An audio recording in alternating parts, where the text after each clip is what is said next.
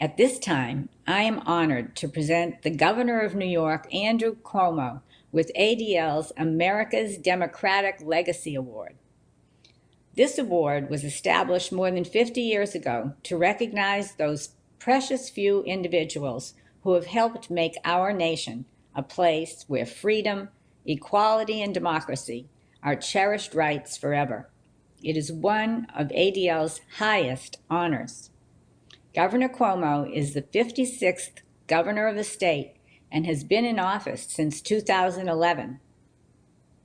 Under his leadership, New York passed marriage equality, a $15 an hour minimum wage, greater protections for immigrants, the largest investment in education in state history, and became the first state in the nation to offer free college tuition for middle-class families.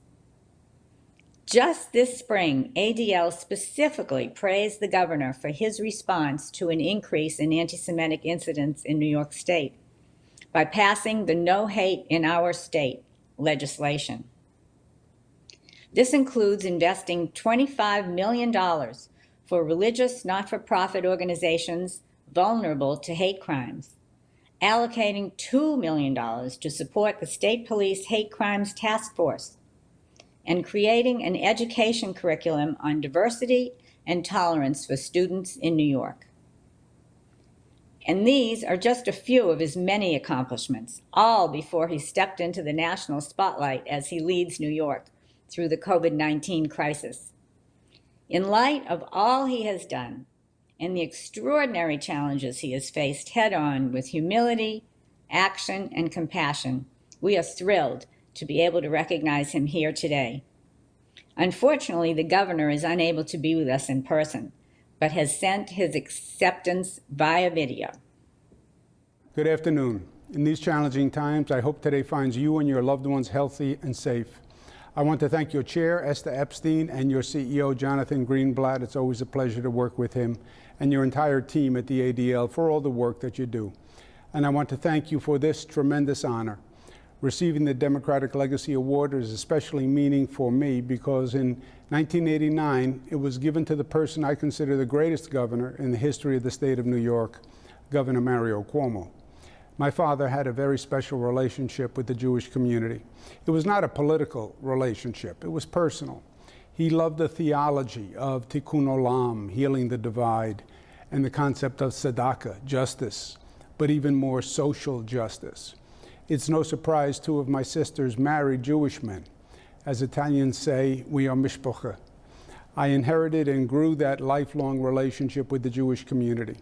I have and will always stand with Israel and her democratic ideals, and will always work to make New York State the strongest ally of those ideals.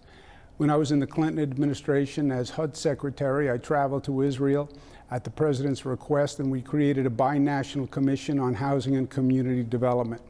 On my first international trip as governor, I went to Israel amid rocket attacks from Gaza and visited the tunnels used by Hamas with the great Shimon Peres. I'll never forget that.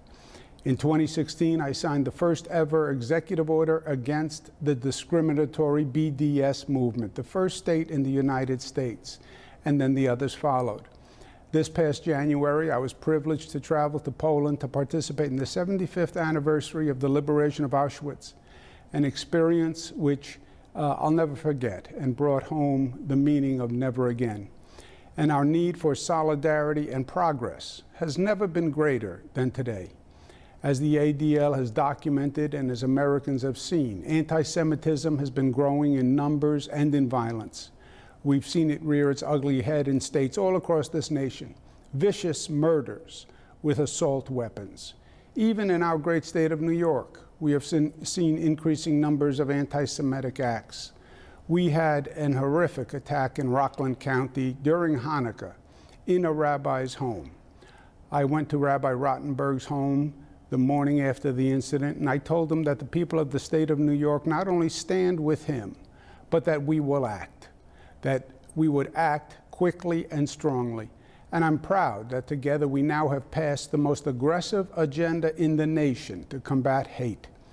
the national precedent of No Hate in Our State legislation passed this year. That included the first in the nation law classifying hate-fueled mass violence for what it is. It is domestic terrorism, and our law prosecutes it as such. Our law also provided an additional $25 million in security grants for vulnerable houses of worship so they could defend themselves. We doubled the funding for the Hate Crimes Task Force, and we provided a new educational curriculum for public school students to visit the Museum of Jewish Heritage in New York City to learn about the Holocaust and to learn about cultural diversity. It was not easy to get that law passed, but the ADL was there, and you mobilized, and you showed how effective you are at what you do. Thank you for that support. We could not have done it without you.